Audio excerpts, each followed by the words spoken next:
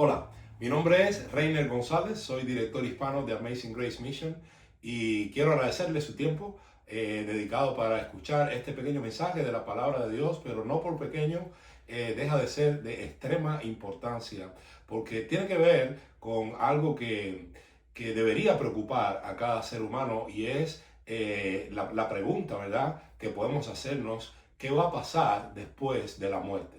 O sea, queremos disfrutar la vida que Dios nos ha regalado en este mundo, pero un día sabemos, como seres humanos al fin, que todos vamos a morir. La pregunta sería: ¿qué va a pasar después de la muerte? Y yo sé que muchas personas tienen diferentes opiniones, diferentes criterios, diferentes puntos de vista, incluso diferentes religiones le van a enseñar cosas diferentes con relación a este asunto. Pero quisiera que usted mirara en estos próximos minutos qué dice la palabra de Dios acerca de lo que va a pasar después que nosotros ya no estemos físicamente en este mundo. La palabra de Dios nos enseña que el hombre es creado por Dios. Dios creó al ser humano y lo creó con un propósito. Lo creó con el propósito de adorarlo a Él. El hombre tiene un destino eterno. El hombre fue creado con el propósito de adorar. Y la Biblia nos enseña que cada ser humano ha recibido de parte de Dios una medida de fe. Entonces el punto está en donde nosotros como personas, haciendo uso de la libertad que Dios también nos ha dado para tomar decisiones, donde nosotros hemos depositado esa fe que Dios nos ha entregado. Y realmente hasta qué punto ese lugar o esa persona o lo que sea que nosotros hayamos puesto nuestra fe allí, hasta qué punto nos puede ayudar más allá de la vida en este mundo. Y el hecho es que la palabra de Dios nos enseña que cada ser humano, ¿verdad? Cada ser humano es un pecador. Cuando Dios creó al hombre, lo puso en el huerto del Edén, ¿verdad? Él puso ahí a Adán, luego de su costado creó a Eva y la puso junto a él como ayuda idónea para él y les dio un encargo, ¿verdad? De poblar la tierra, de subyugar la tierra. Y el hombre tomó la decisión de rebelarse contra Dios. Dios puso una prohibición en ese huerto con el propósito no de gobernar al hombre, sino con el propósito de que hubiera una manera objetiva para medir hasta qué punto el hombre ejercía su libertad. Si no hay una prohibición, no hay la posibilidad de tomar una decisión de si lo hago o no lo hago, y por lo tanto no hay libertad. Pero el hombre, en vez de enfocarse en todo lo que Dios puso para que él pudiera disfrutar de lo que Dios le había dado, puso sus ojos donde Dios le dijo que no y cometió pecado contra Dios. Y la Biblia enseña que cada ser humano, ¿verdad?, es un pecador. En Adán estaba representada toda la raza humana. Y vamos a mirar aquí en la palabra de Dios cómo la Biblia nos dice, como está escrito, dice: no hay justo ni aún uno. No hay una sola persona en este mundo que pueda decirse que es perfecta, que nunca haya hecho nada incorrecto, que nunca haya cometido pecado, ¿verdad? La Biblia dice en Romanos capítulo 3 y el verso 23: por cuanto todos pecaron, dice, y están destituidos, están separados de la gloria de Dios. ¿Qué es pecado? Pecado es todo lo que pensamos, decimos, sentimos o hacemos que a Dios no le agrada, que va en contra de lo que Dios ha establecido. Y yo diría, ¿verdad?, que usted pudiera estar de acuerdo conmigo, y no conozco cuál es su filosofía de vida o cómo usted mira el mundo o cuál sea quizás su religión, o quizás usted no tenga ninguna, pero cualquiera que sea el caso, yo creo que usted pudiera estar de acuerdo conmigo en que no existe un ser humano en la tierra que pueda decir: yo nunca he mentido. ¿Verdad que usted no conoce a nadie así? Eso que le llamamos a veces, como para tranquilizar nuestra conciencia, mentiras piadosas, ¿verdad? Todavía es mentira, ¿verdad? Y mentir es pecado. Todo lo que pensamos, decimos, sentimos o hacemos que a Dios no le agrada es pecado. ¿Conocerá usted a alguien que nunca se ha enojado contra otra persona?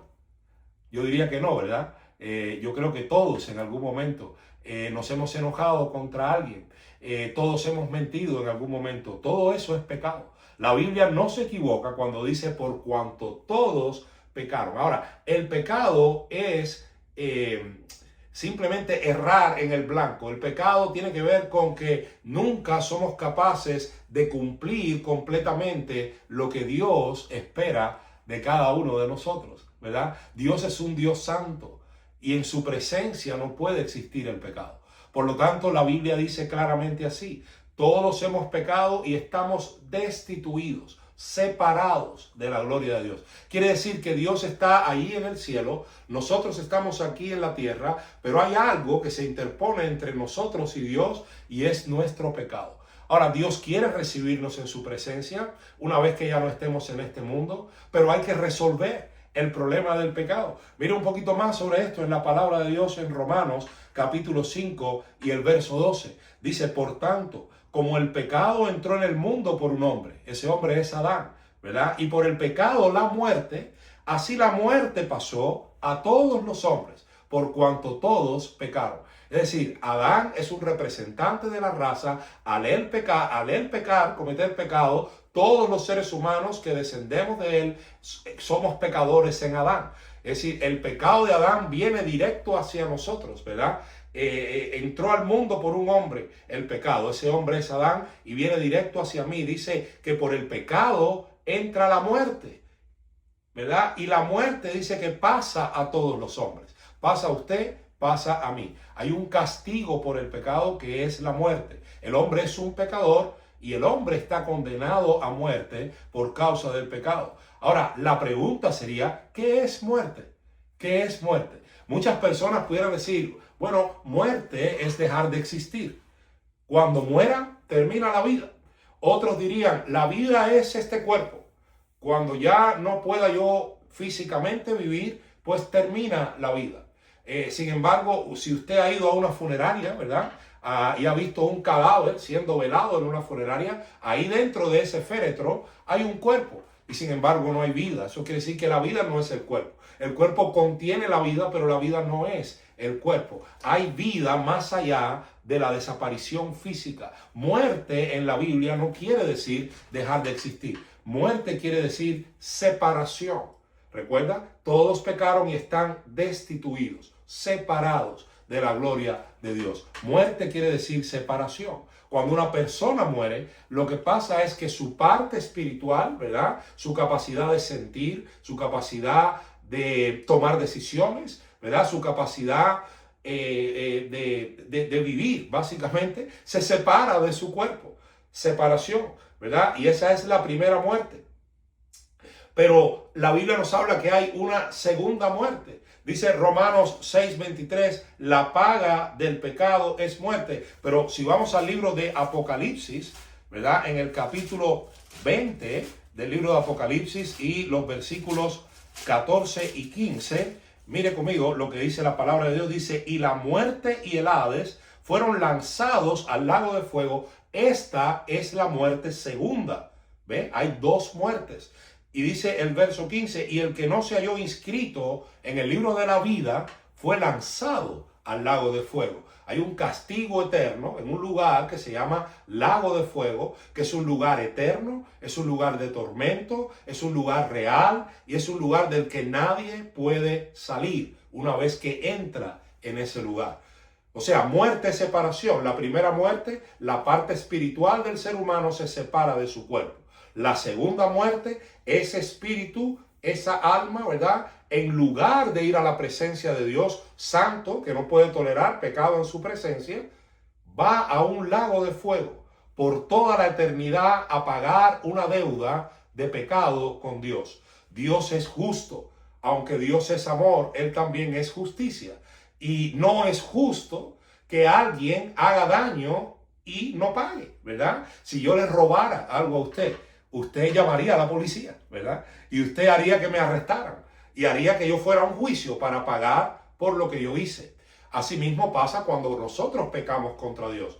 Estamos sujetos al juicio justo de Dios y estamos sujetos a una condenación, que en este caso es también separación, muerte segunda, separación de ese espíritu de Dios por toda la eternidad en un lugar de tormento, en un lugar que arde con fuego y azufre. Y es una muy mala noticia la condición del hombre y el castigo por causa de esa condición, pero hay una buena noticia en la palabra de Dios. Y dice el libro de Romanos, capítulo 5 y el verso 8, escuche lo que dice: pero Dios muestra su amor para con nosotros en que, siendo aún pecadores, Cristo murió por nosotros. Eso quiere decir, murió en lugar de nosotros.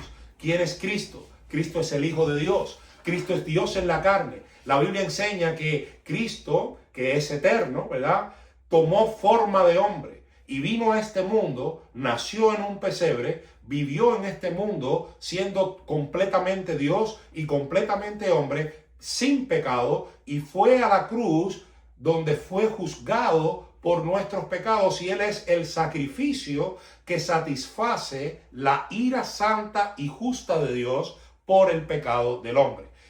Dios tiene que satisfacer su ira porque es justo y Él es santo, ¿verdad? Y no puede tolerar el pecado en su presencia. Pero al mismo tiempo el amor de Dios lo hace humanarse en la persona de Jesucristo e ir a pagar la deuda. El justo va a morir por nosotros los injustos.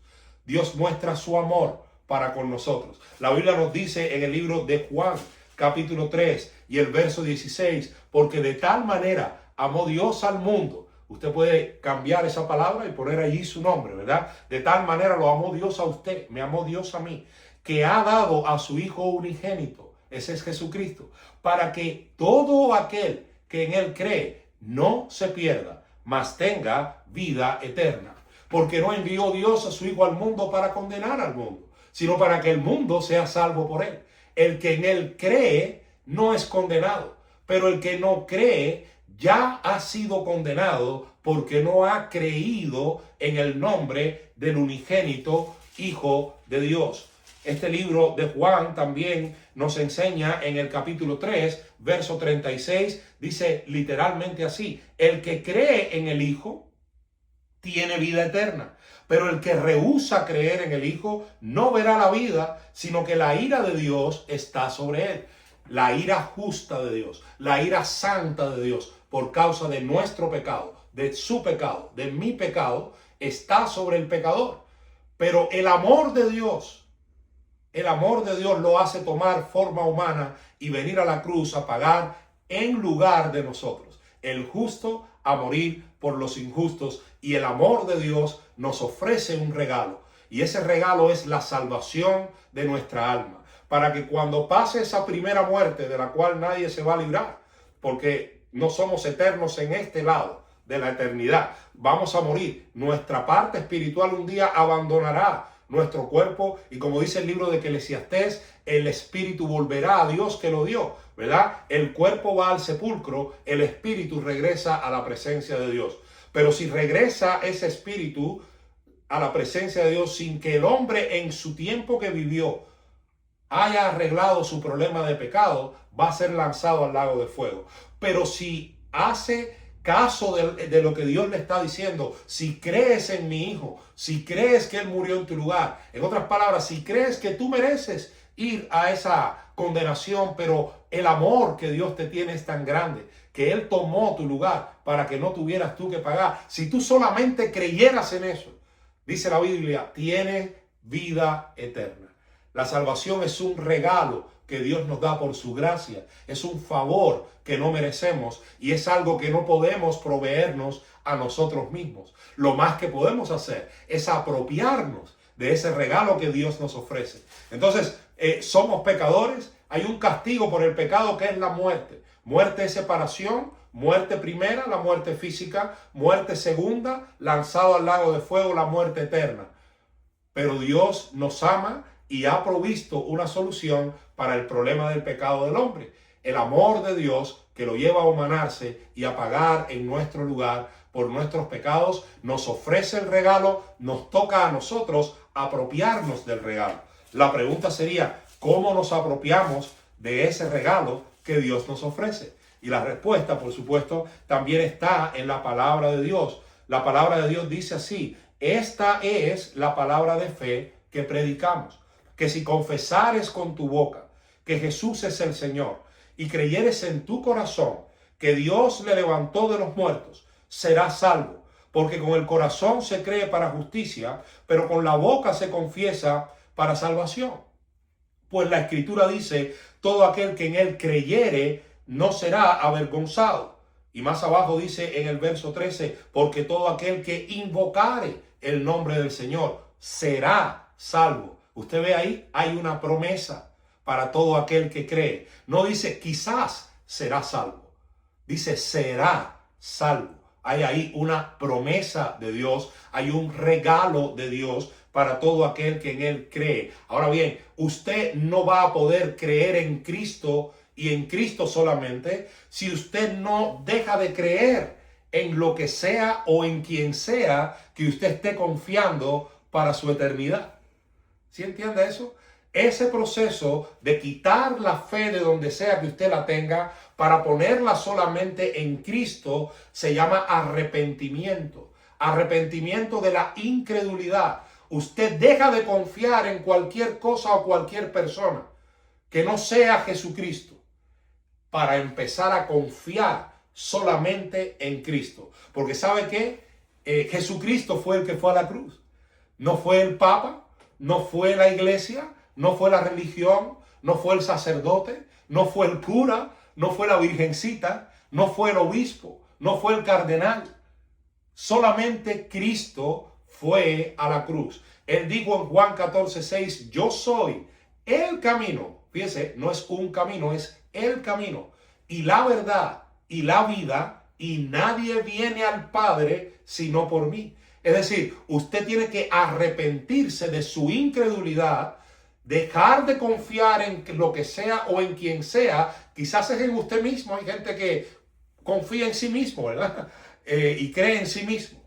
Usted tiene que quitar esa fe que Dios le ha dado de cualquiera o cualquier cosa donde usted la tenga para ponerla en Cristo y en Cristo solamente. Y eso se llama arrepentirse. Es un giro de 180 grados. Usted está caminando, aquí está Dios, ¿verdad? Y usted camina su vida de espaldas a Dios. Pero ahora por la fe gira 180 grados para mirar hacia Dios y para poner su fe en el Hijo de Dios, que es el único que le puede dar vida eterna. Ahora, ese Cristo fue a la cruz, fue sepultado y al tercer día resucitó de los muertos, venciendo la muerte, venciendo a Satanás, venciendo las fuerzas del mal, venciendo el poder del pecado, venciendo la condenación del pecado. Y si usted cree en su corazón en ese Cristo resucitado, usted puede ser salvo. Por eso yo le quiero ahora mismo invitar a que usted revise dónde tiene su fe, a que usted revise en qué o en quién usted está confiando y que usted entienda por la palabra de Dios. No es mi opinión, no es una religión, no estoy tratando de reclutarlo para una iglesia. Fíjese que no le he mencionado esas palabras en ningún momento. Simplemente le estoy hablando de una persona. La salvación no está en una religión, no está en una iglesia, está en una persona y esa persona es Cristo. Yo le quiero invitar a que usted considere lo que Cristo ha hecho por usted, a que usted entienda quién es usted delante de Dios. Quizás usted sea mejor que otras personas que andan en una vida desordenada. Yo no tengo duda de que usted sea una persona decente, que usted sea una persona honrada. No tengo por qué pensar eso de usted. Pero la comparación no es horizontal con otras personas. La comparación es vertical con Dios. Y la realidad es que delante de Dios no hay ninguno justo, mi amigo. Y entonces usted hoy debe considerar su condición delante de Dios, su destino eterno, hacia donde usted se dirige sin la gracia de Dios, y considerar lo que Cristo hizo en la cruz en su favor, en favor de su eternidad. Y usted abre su corazón, ¿verdad? Y pone su fe en Él solamente, la quita de donde la tiene y pone su fe solamente en Él y cree en ese Cristo resucitado en su corazón. Y eso lo lleva a la presencia de Dios por toda la eternidad. Entonces, gracias por escuchar este mensaje. Yo quisiera hacer una oración por usted para que Dios le ilumine, para que el Espíritu de Dios le ilumine y le convenza, como dice el libro de Juan, capítulo 16, le convenza de pecado, de justicia y de juicio. Dice así la palabra de Dios: cuando Él venga, el Espíritu Santo, que ya vino, ¿verdad?, convencerá al mundo, a las personas, de pecado, de justicia y de juicio. De pecado por cuanto no creen en mí, dice Cristo. De justicia por cuanto yo voy al Padre y no me veréis más. Y de juicio por cuanto el príncipe de este mundo, Satanás, las fuerzas del mal, ya ha sido juzgado. Entonces, considere quitar esa fe de donde sea o de quien sea donde la tiene puesta. Arrepiéntase de su incredulidad y crea en el Hijo de Dios y en Él solamente, para que el día que usted ya no esté más en este mundo y su vida que tiene dentro se separe de su cuerpo, no vaya a la condenación eterna, sino a la presencia de Dios. Ahí está el regalo, ahí está el mensaje. Le toca a usted apropiarse de lo que ya Dios le ofreció, de lo que ya Él pagó en la cruz en su lugar. Y yo quiero orar por usted.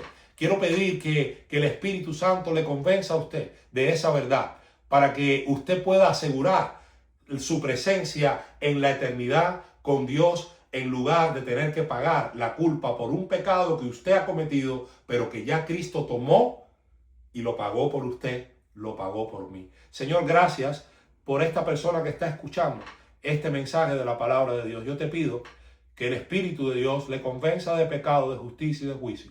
Y que tu palabra, que es viva, es eficaz y transforma corazones, haga la obra que solo ella puede hacer en el corazón de un pecador. Te pido que obres, te pido que te glorifiques y te pido que esta alma sea salva para tu honra y tu gloria. En el nombre de Cristo. Amén y amén. Muchas gracias. Dios le bendiga.